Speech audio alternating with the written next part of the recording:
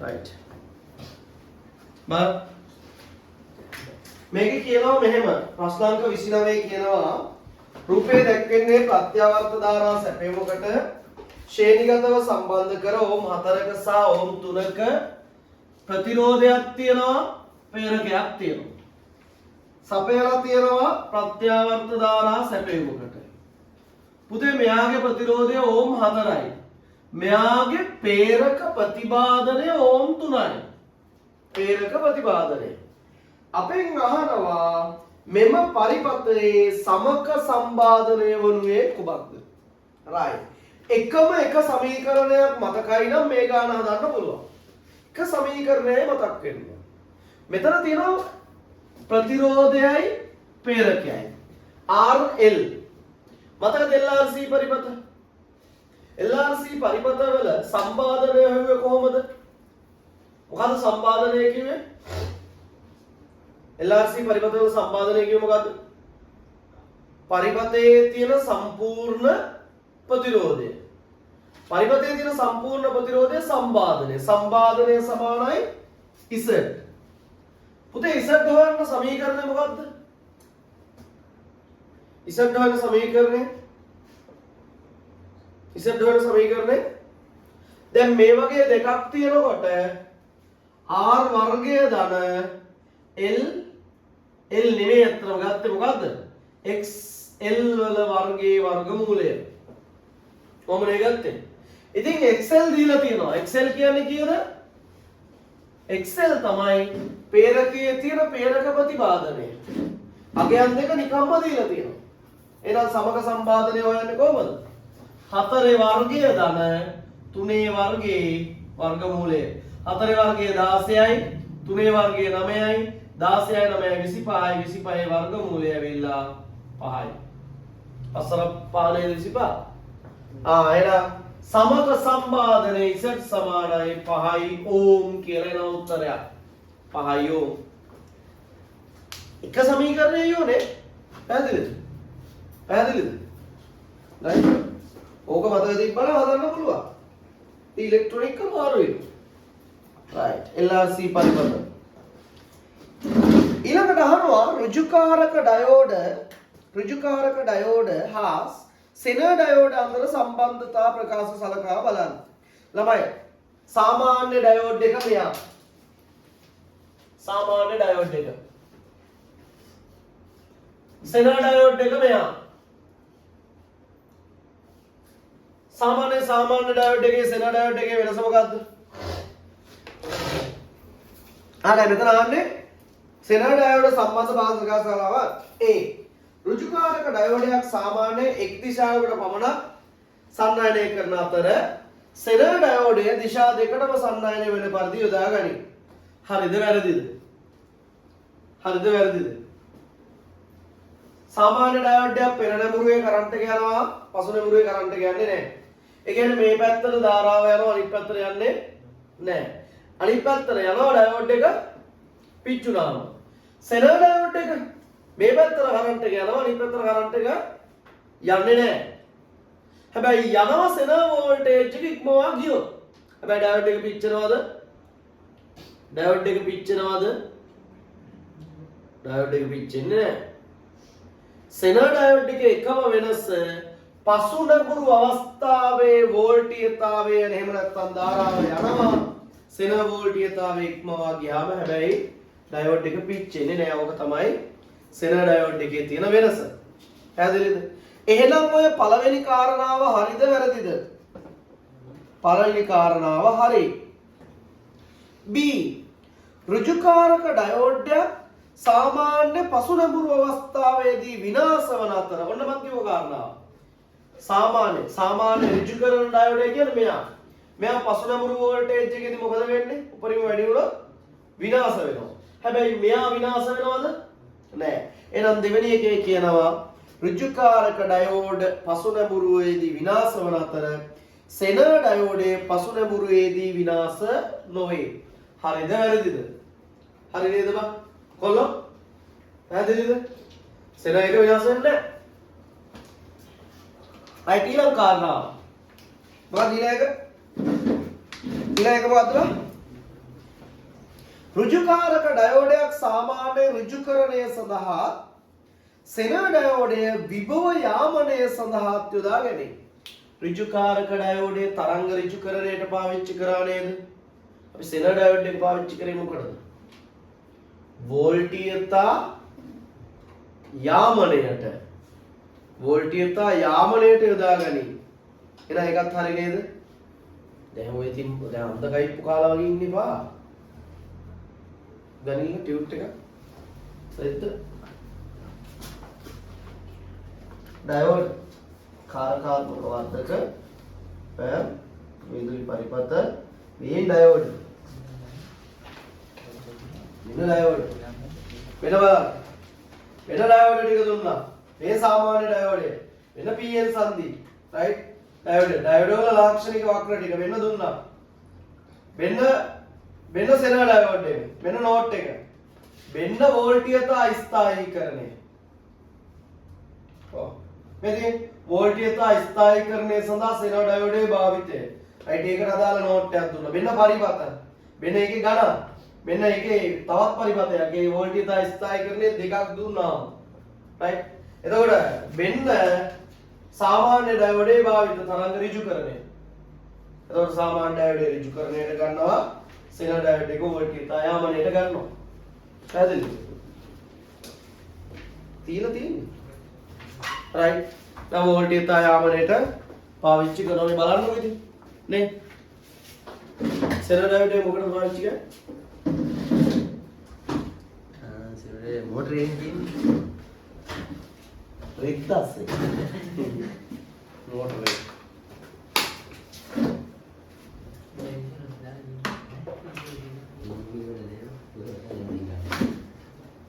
कोले मेट का किसी में ये ना मीनस से क्या था पुलिस से रहेगी दिना को एक टाइम भाग के कितनी उनको आपको मेकअप बार कहानी है आपको मेकअप बार लोगों मशीन ने करती नहीं जरा एक बार दहा के दान होगी එකපාර 10ක් කියනවා 10 පන්දාට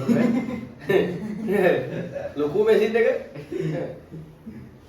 මැෂින් එක රෝල් කරලා පුකේ ගහ ගන්න කියන්නේ ඒකේ ඉතාලක එකපාර 10ක් ලැමිනේට් කරන්නේ ඒතොර එකපාර 10ක් ගියක් දෙන්න ඕන දාන්න ඕන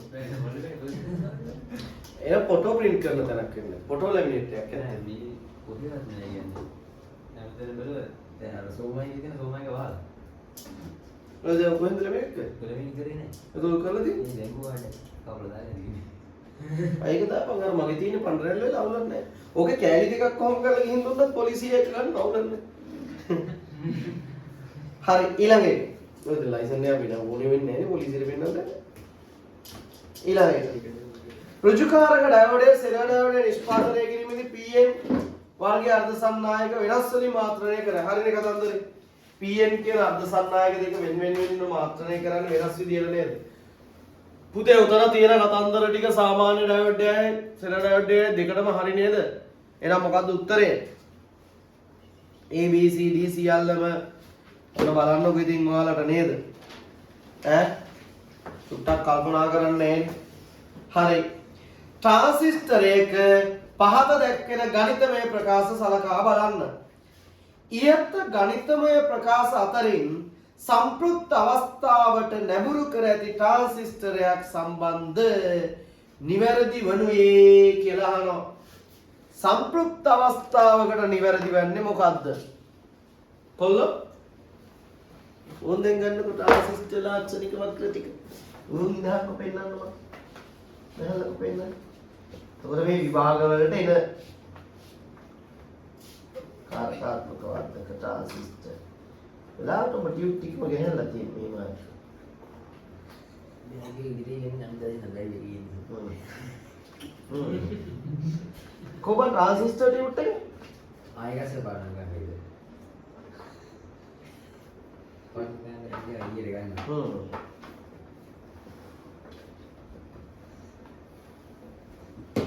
නෑ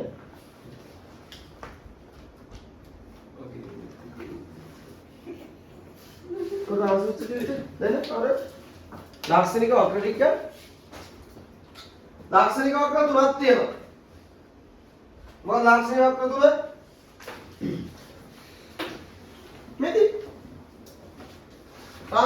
ලාක්ෂණික වක්‍රය. ප්‍රධාන ලාක්ෂණික වක්‍රය, පරිවර්තීය ලාක්ෂණික වක්‍රය, ප්‍රතිදාන ලාක්ෂණික වක්‍රය. සංක්‍රමණ අවස්ථාවේදී සම්ප්‍රයුක්ත අවස්ථාවේදී නේද? සම්ප්‍රයුක්ත අවස්ථාවේ තියෙන ගණිතමය සංකේත ගණිතමය ටික මේ මෙතන තියෙනවා බලන්න. සම්ප්‍රයුක්ත අවස්ථාවේ නේද? නේද? මොකද සම්ප්‍රයුක්ත අවස්ථාවේ ගණිතමය මේකේ තියෙන්නේ.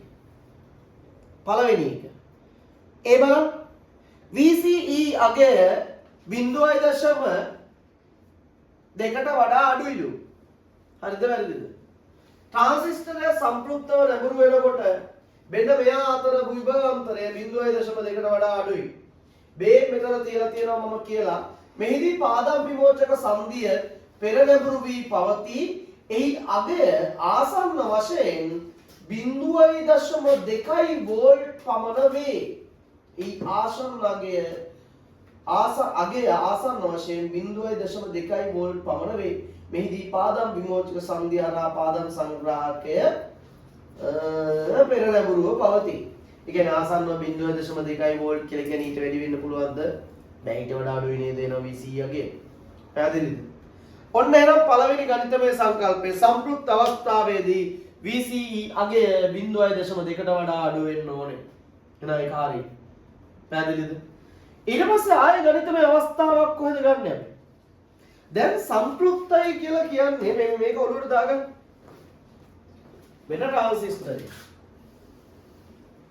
right? IB මෙහෙන් එනවා IC මෙහෙන් යනවා IE. හරිද? උදේ මෙයා සම්ප්‍රයුක්තයි කියලා කියන්නේ මෙන්න මේ අවස්ථාවනේ. මේ අවස්ථාවේදී මම IB කොච්චර වැඩි කරා IC වැඩි වෙනවද ළමයි? IC වැඩි වෙන්නේ නැහැ නේද? එහෙනම් මම දැන් IB වැඩි කරනවා IC වැඩි වෙන්නේ නැහැ. පැහැදිලිද? එහෙනම් මොකද්ද මේ සිද්ධිය? සම්ප්‍රයුක්ත අවස්ථාවේදී IC කුඩා වෙන්න පුළුවන් නේද IBට වඩා? බැයිද? පුළුවන්ද? ළමයි හැම වෙලාවෙම IBට අනුව තමයි IC වැඩි වෙන්නේ. නැත්ද? හැබැයි සම්ප්‍රයුක්ත අවස්ථාවේදී IC වලට වඩා IB ලොකු වෙන්න බැයිද? පුළුවන් නේද? ඇයි බං IB දැන් මම මේ IB 100යි 200යි 300යි 400යි 1000යි 2000යි. හැබැයි IC ඒ වගේමයි. එහෙනම් IB වැඩි කරාට IC වෙනස් වෙන්නේ නැහැ නේ සම්ප්‍රයුක්තකෙදී. එහෙනම් IBට වඩා IC වෙනස් අඩු වෙන්න පුළුවන්. එහෙනම් මොකද්ද මේකේ ගණිතමය සංකල්ප දෙක? බීට වාරයක් IB බීට වාරයක් IBට වඩා IC වලගේ කුඩා වෙන්න පුළුවන්. ඇයි බීට වාරයක් IB කියලා ගත්තේ? දැන් මේ හිතක් මෙයා 100යි. මෙයාගේ බීටාගය බීට 10යි කියලා හිතන්න. මූ එක දෙනවා බීට 10යි. මූ එක දුන්නොත් IC කීයද? IC සමානයි බීට වාරයක් IB නේද?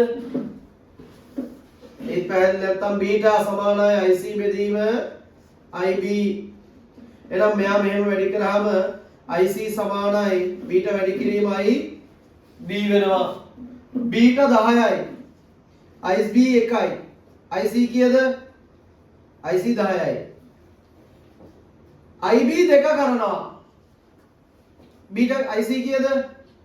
20යි. IB 3 කරනවා. IC කීයද? 30යි. හැබැයි සම්ප්‍රයුක්තයි කියලා කියන්නේ මෙයාගෙන් එන්න පුළුවන් උපරිම IC ධාරාවක් කියනවා. ඉතින් මම දැන් IB ට වැඩි කරාට වැඩක් තියනවද? sorry IB වැඩි කරාට වැඩක් තියනවද? නෑ. එහෙනම් මම මොකද කරන්නේ? IB වැඩි කරනවා 6ට. හැබැයි මෙයා සම්ප්‍රයුක්තයි නම් මෙයා උපරිම දෙන්න පුළුවන් 300යි නම් 30යි නම් මෙයා 30යි නේද? ඒ කියන්නේ 10 වැඩි කිරීම 6 60යි 60 ලොකුයි නේද 30ට වඩා? ඒ කියන්නේ මෙයා මොකද්ද? බීට වාරයක් IB ලොකුයි හැම වෙලාවෙම ICට වඩා මොන අවස්ථාවේදීද? සම්ප්‍රයුක්ත අවස්ථාවේදී. පැහැදිලිද? කොල්ල පැහැදිලිද? ටිකක් ලියලා තියෙනවා. හරිද?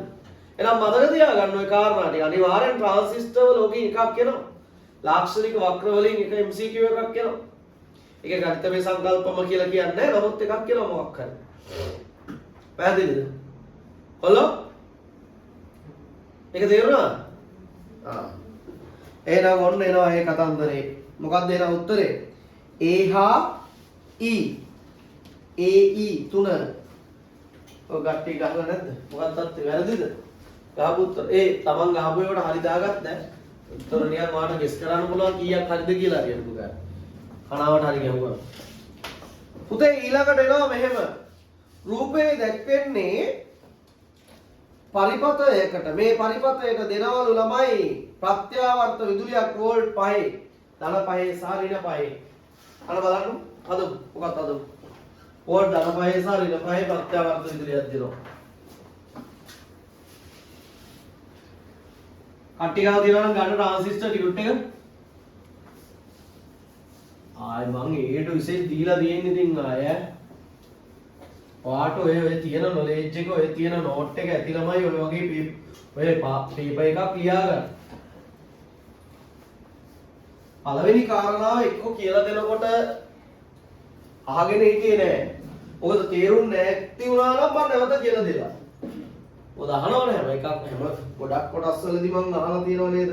තේරුණාද? පැහැදිලි වුණාද? පැහැදිලි වුණ නැහැ කියලා එකක් හරි කිව්වනම් ඔක්කොම නෙමෙයි එකක් කිව්වත් මම අහපව නැත කියලා දීලා තියෙනවා. එතකොට උතරෝයි තියෙන තේරිච්ච නැති මගුලක් නෙමෙයි. ඒව ගෙදර ගිහිල්ලා නැවත බැලුවේ නැති කේස් එකක් තියෙනවා. එක්ක දැන් බැලුවට තේරෙන්නේ නැති කේස් එකක් තියෙනවා. එදා උගන්වද්දි තේරුණා. හැබැයි එදා ගෙදර ගිහිල්ලා බැලුවේ නැහැ. දැන් බලන්න ඕනේ කියලා හිතලා බලනකොට දැන් තේරෙන්නේ නැහැ. ඕක නෙමෙයිද වෙලා තියෙන්නේ කියහම සාධාරණ. හරි. දැන් මෙයා ගන්නකො. මෙයාගේ මොකද්ද තියෙන්නේ? ප්‍රතිරෝධයක් සෙනර් ඩයෝඩ් එකක්. මෙයා ප්‍රතිරෝධය RL මෙයා 1 කිලෝ ඕම්. right. මෙතෙන්ද දෙනවලු පුතේ ප්‍රත්‍යාවර්ත විදුලියක්. දෙන්නේ මෙන්න මේ විදිහේ ධන වෝල්ට් 5 ඍණ වෝල්ට් 5යි ධන 5යි ඍණ 5යි වෙච්ච වෝල්ටේජ් එක. අපෙන් අහනවා V in ප්‍රදානයක් දුන්නා මේ සෝරි මෙතන වෝල්ටේජ් යන්නේ නෙමෙයි මෙතන සංඥාවක් දෙන්නේ. V in ප්‍රදානයක් දුන්නාම මෙන්න මේ කිලෝ ඕම් එකක් වෙන ප්‍රතිරෝධය හරහා 1 කිලෝ ඕම් ප්‍රතිරෝධය හරහා RL හරහා තියෙන V out ප්‍රතිදානය අහන්නේ. මුගේ හරහා යන වෝල්ටේජ් එක අහන්නේ. පුතේ සෙන වෝල්ටේජ් එක කීයද? 3.3 වෝල්ට්. එහෙනම් මේක හරහා වෝල්ට් 3ක් තියෙනවා. පැහැදිලිද? හරි. දැන් මේ බලන්න. ඔන්න දැන් අපේ එනවා ධනාර්ධය.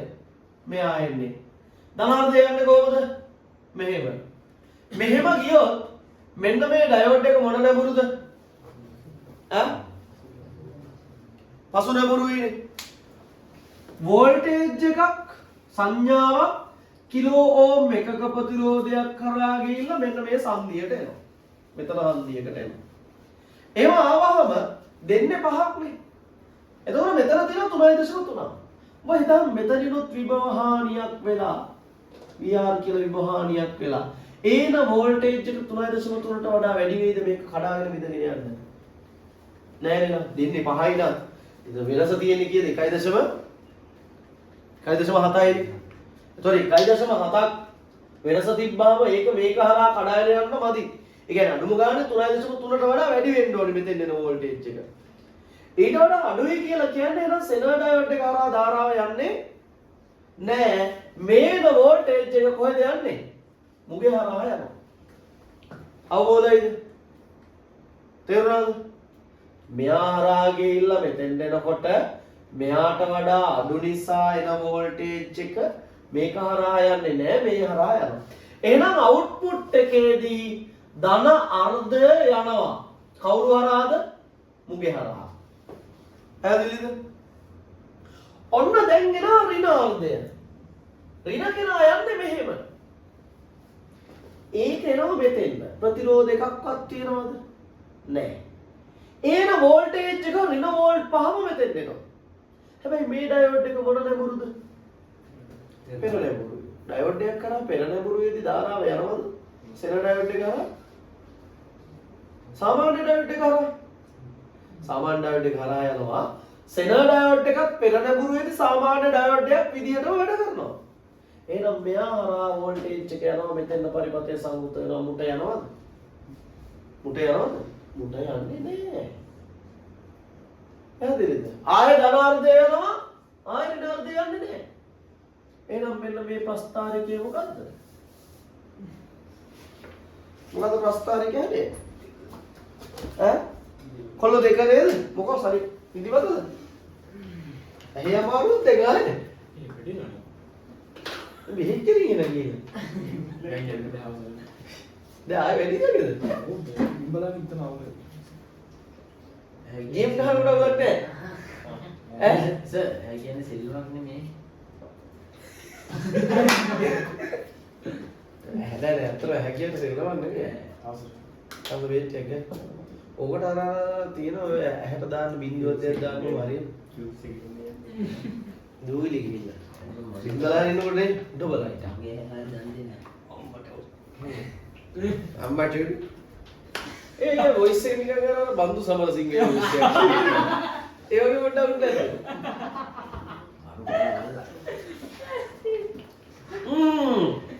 බන්දු නෙවෙයි. අර නාගි ඩයල් එකක් ඉන්නේ. බෝල් කඩුද? නෑ නෑ නෑ විකුල උස කෙට්ටු ඩයල් එකකින් අර මේ අර ෆිල්ම් වල ඉන්නේ දැන් වයසකම ඩයල් එක. අම්මට උඩ පුකෑනුනා කියලා කියන්නේ. අර කොට්ට සුදු පාට ඩයල් එක. නෑ නම නෑ. වන් ෂොට් එකේ ඉන්නේ. අන්න හරි වන් ෂොට් එක. නම නෑ. අම්මට උඩ නාරයින් පිට වගේ කොන්දක් කියලා. ඒ ඩයලොග් නේ. හරි හරි මේ මගුල ගන්න. ඕකේ දෙක උත්තරේ. හරිද? කොල්ල ඊළඟ හැදුවද? ඊළඟ හදන්න. මට කියන්න ඊළඟ එකේ ට්‍රාන්සිස්ටර් එකක් තියෙනවා. ඔය තියෙන්නේ මොන නැඹුරු ක්‍රමයේද? ට්‍රාන්සිස්ටර් වල නැඹුරු ආකාර 4ක් කියලා දුන්නා. මොනවාද? ස්වයං නැඹුරුව විභව මොකද ස්වයං නැඹුරුව ස්ථීර නැඹුරුව ස්වයං නැඹුරුව විභව බෙදුම් නැඹුරුව විමෝචක නැඹුරුව ඔය තියෙන මොන නැඹුරුවද? ඔකේ ඔය ගාන හැදුවත් එක්ක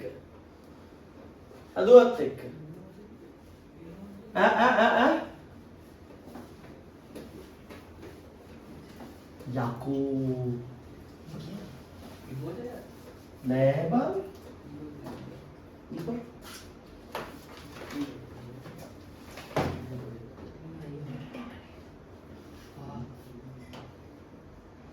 බලන්න පෙරලම ට්‍රාන්සිස්ටර් රෙද්ද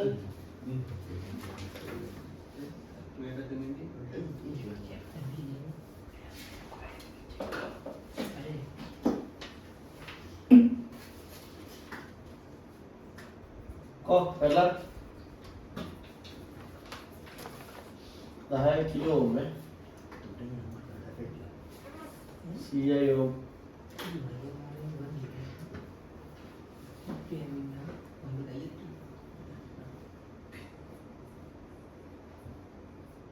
right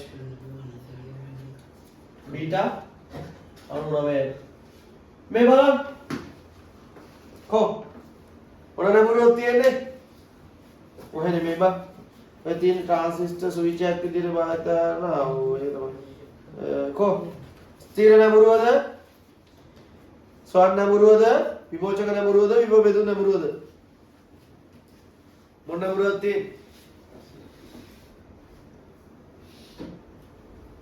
විමෝචක නෑ විභව බෙදුම් අම්මගේ රෙද්ද ඔබ දැන් මම හොඳ පද ටිකක් අහගන්නවා අයියකෝ මේ තියන්නේ යකෝ සොයන්න නඹුරුව නෙමෙයිද මේ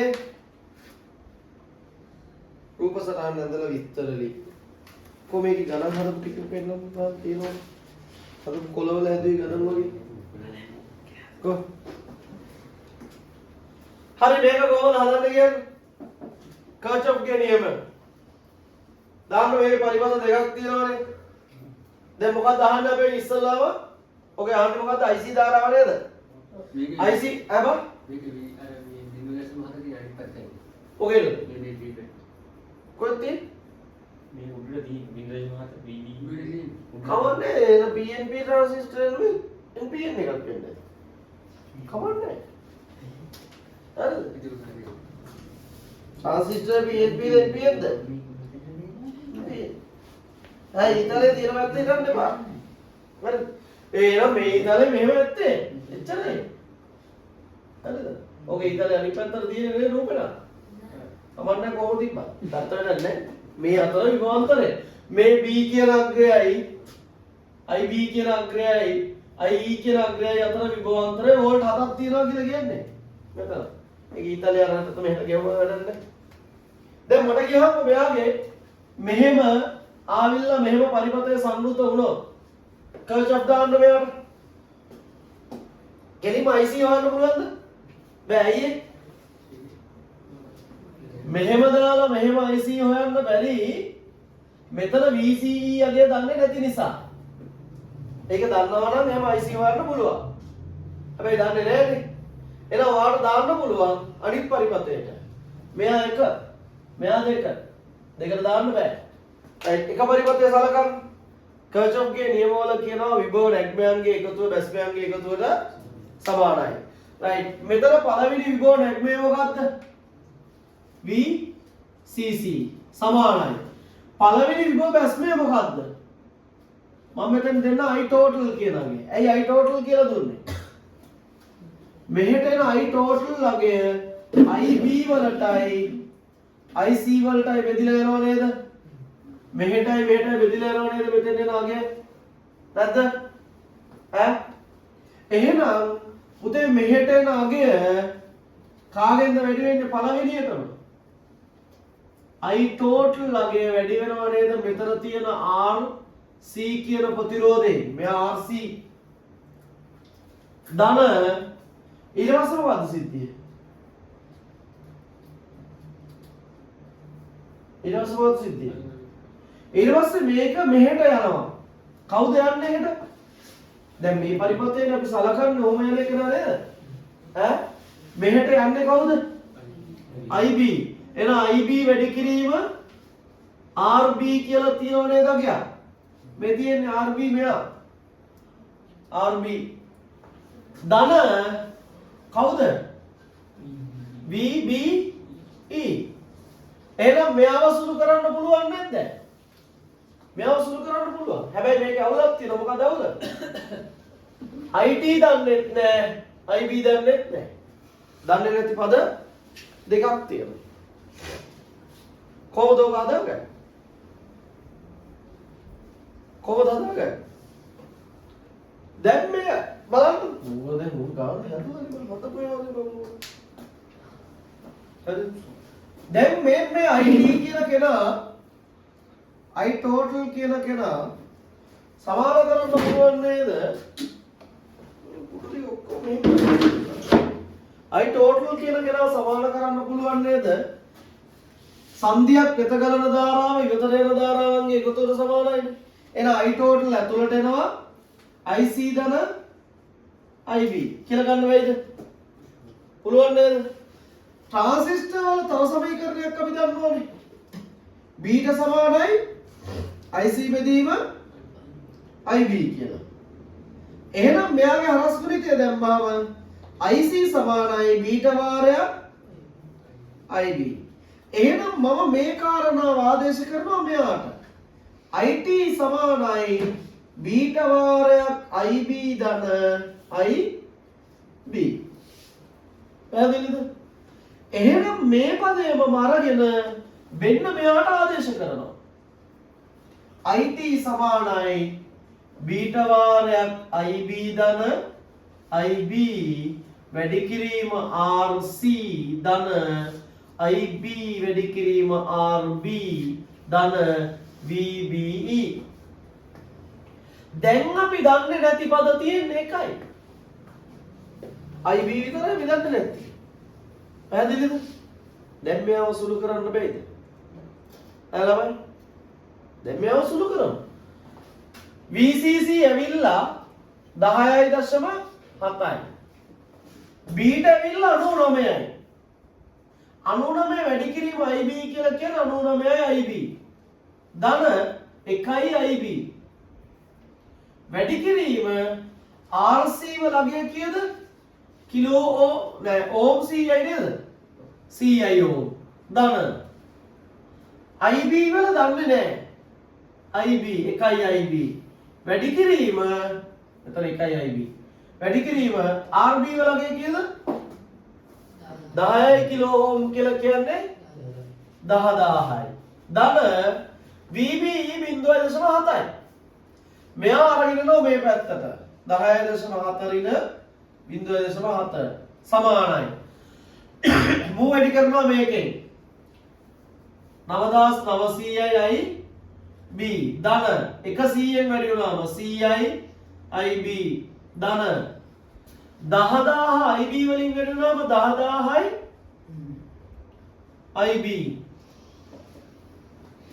මෙතන 10 සමානයි 9000යි 100යි 10000යි නේද?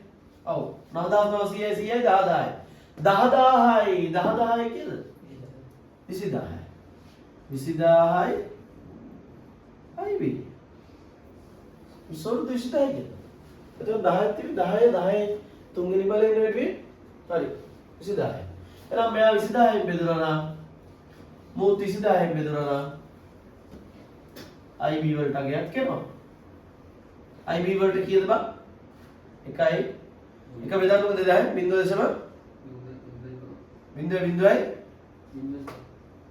0.5 ඇම්පියර්. ඔබාන්න. හැබැයි දැන් මේ හොයාගත්තේ IB. හැබැයි අපෙන් අහන්නේ IB ද? නෑ නේද? අපෙන් අහන්නේ මොකද්ද? IC වලගේ. එහෙනම් දැන් අපි දන්න සිද්ධියක් තියෙනවා මොකද්ද? මේ බලන්න. IC සමානයි බීටා වාරයක් IB. එක 2000 නේද බෙදුනේ? ඔව් එක 2000. නැත්තම් 10 20 නේද? 10 20 නේද? හරි. මොකක්ද සිද්ධිය? හරිද? ඒක පස්සේ කරමු. IC සමානයි බීටා වාරයක් IB. බීටා කියන්නේ 99යි 99 වැඩි කිරීම 0.0.0.5 කීයද?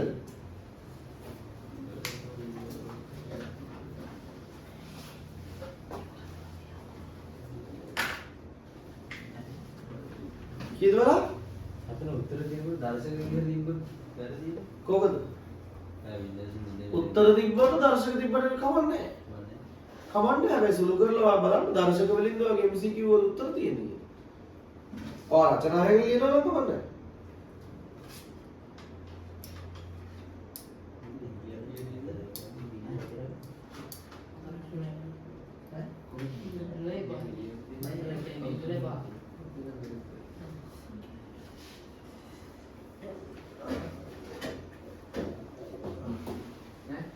හරිද?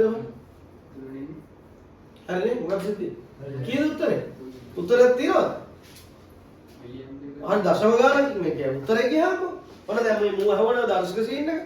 හලෝ උත්තරේ කියන්නකො.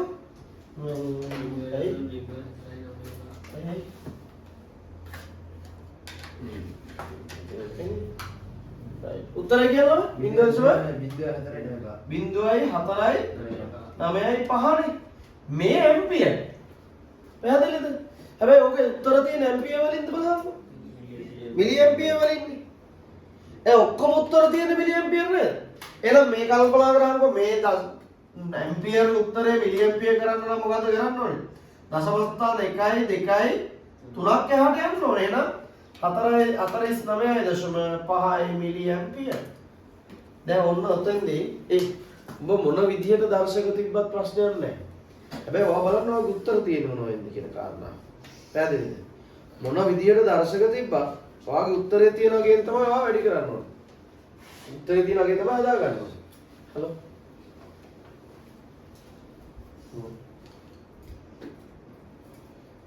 තුනමාර වෙනකොට වරකට. මම ගෙදරට ඇවිල්ලා බෑනේද? මදි ඔයා දැන් ගිහිල්ලා මල් කල ගන්නවද?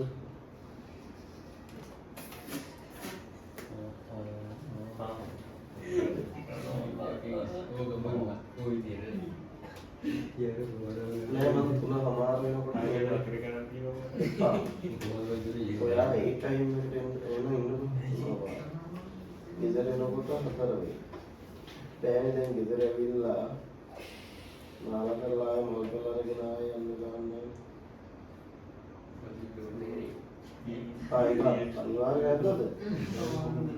ඒක මොකද දැනෙන්නේ? අර නෑ බැරි වුණා. ගෙදර ඇවිල්ලා එන්නේ ඕයන්නේ ගන්න තිබ්බා.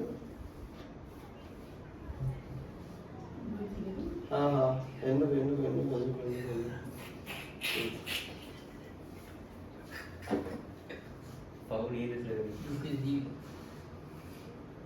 උඹලා දැකලා තියෙනවා දිච්ච ධම්ම වේදිනිය කර්ම පටිසන්ධිනවා. එහෙම සීනියක් තියෙද්දිද?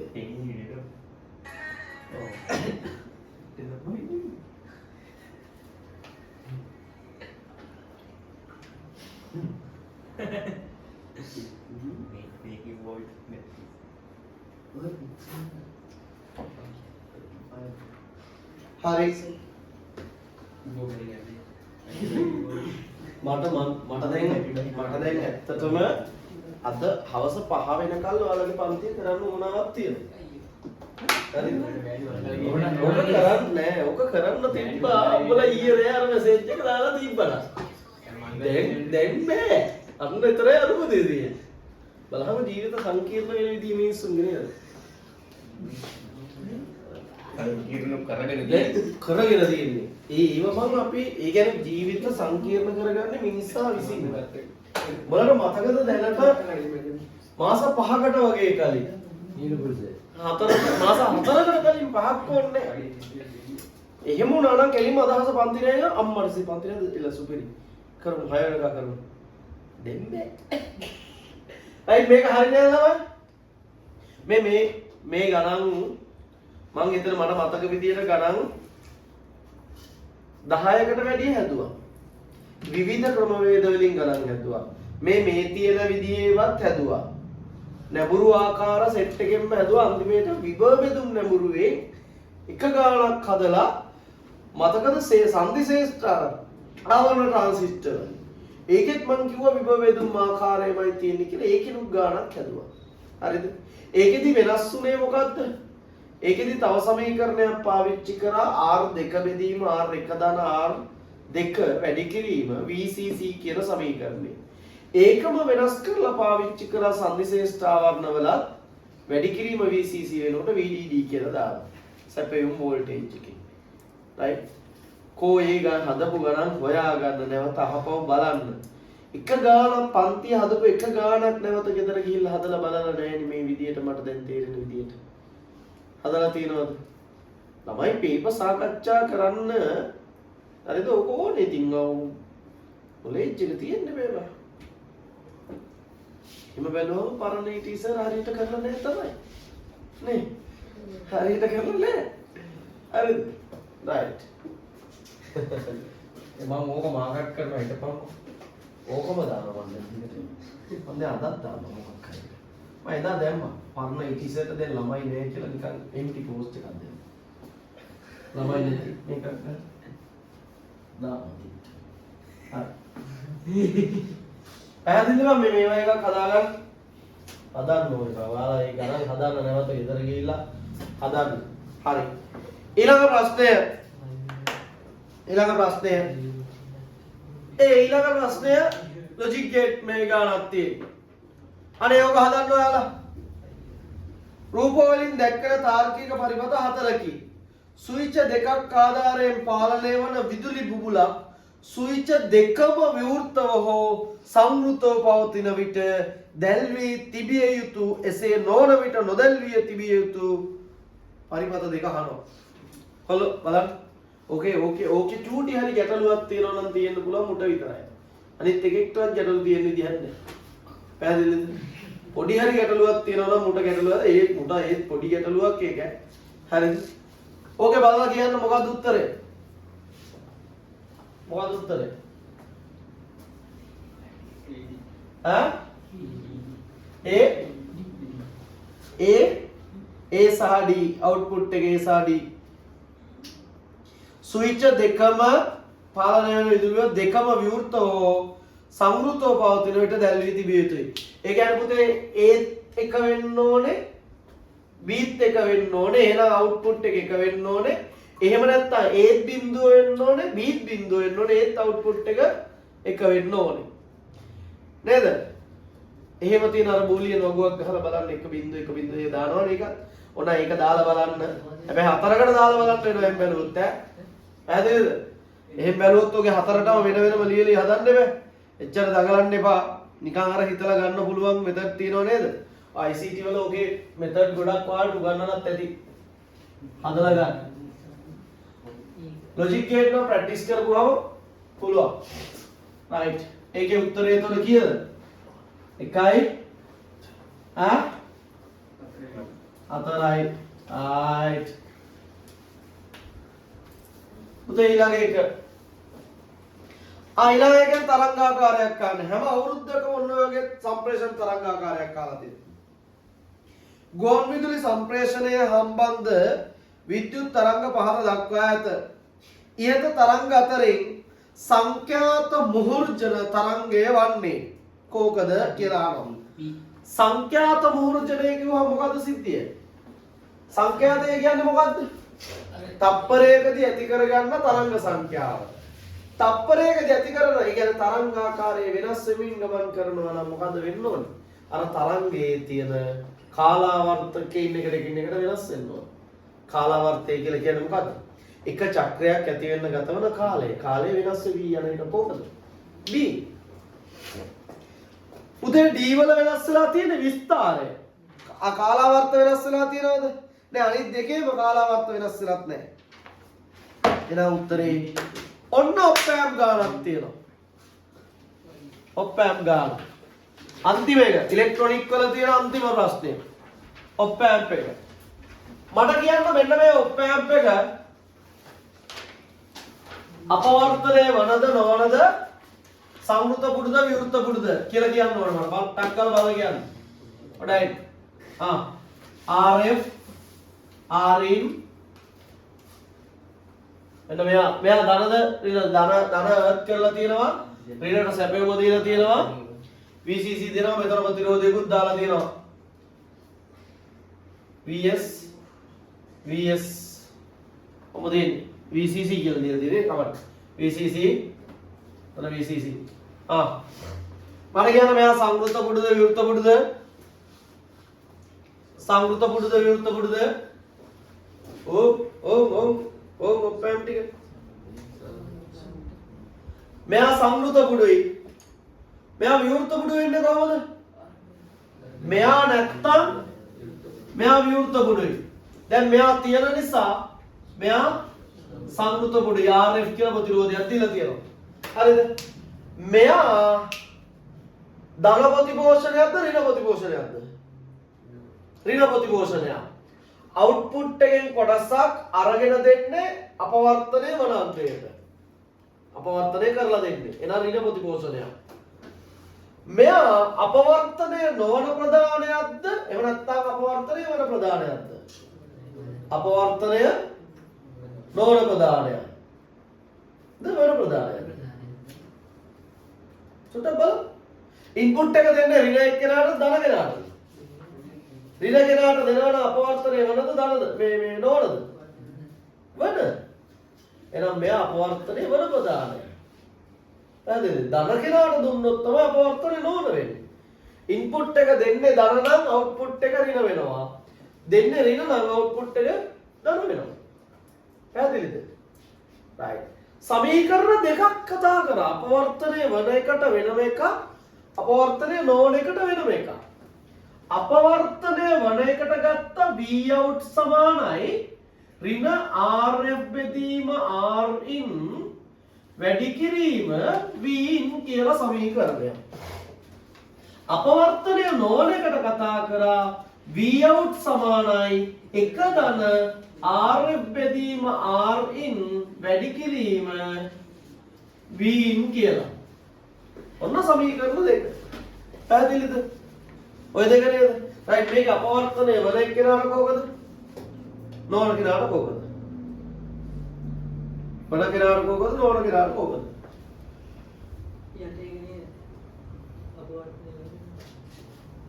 වරද නොවනද? අපවර්තනය නොවන කෙනා මෙයා.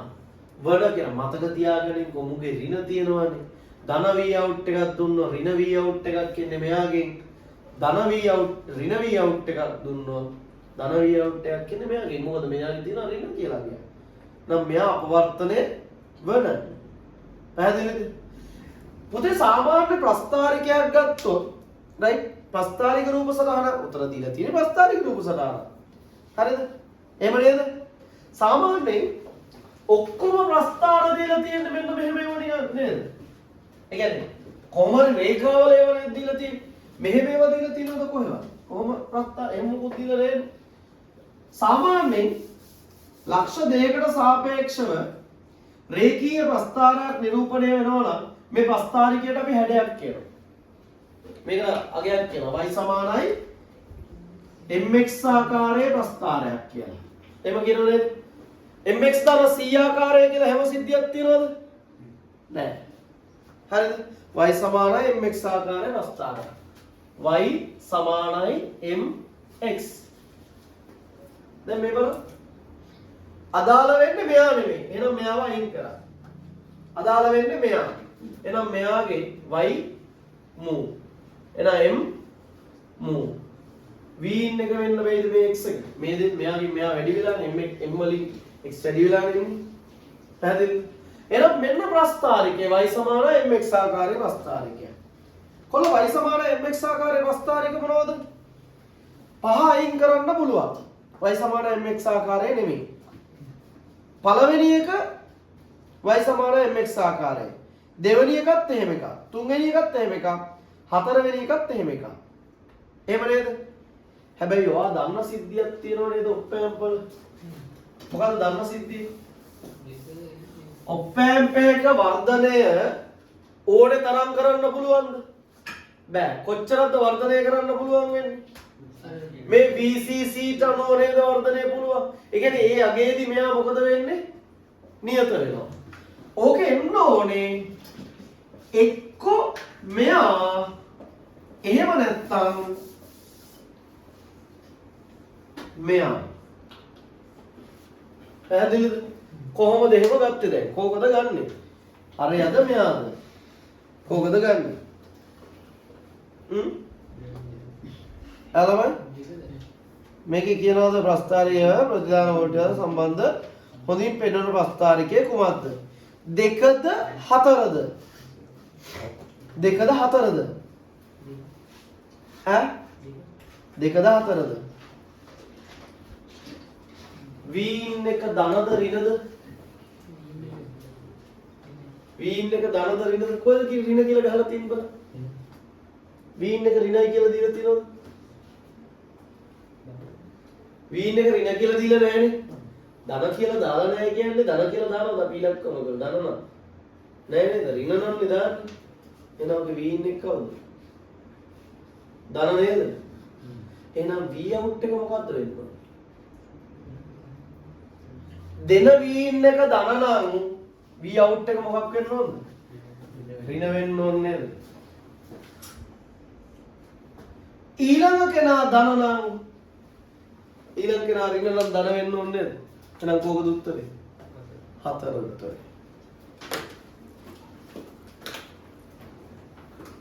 පැහැදිලිද?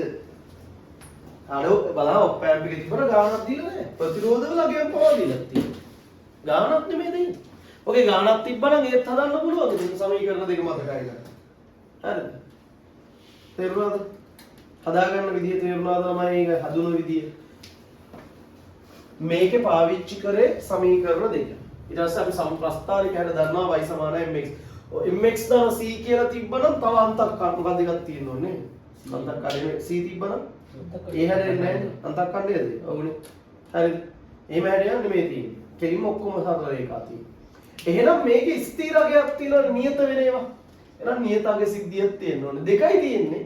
දෙකේ ධන නම් දීලා තියෙන ඍණ එකක් එන්නේ. එහෙනම් පළවෙනි කෙනා ඍණ වෙන්න ඕනේ. ඊළඟ කෙනා ධන වෙන්න. පැහැදිලිද? හරිනේ නම් කතාවද? right. ඔන්න කතන්දරේ ඉවරයි. ඉවරයි කියලා කියන්නේ මේ ඉලෙක්ට්‍රොනික ටික ඉවරයි.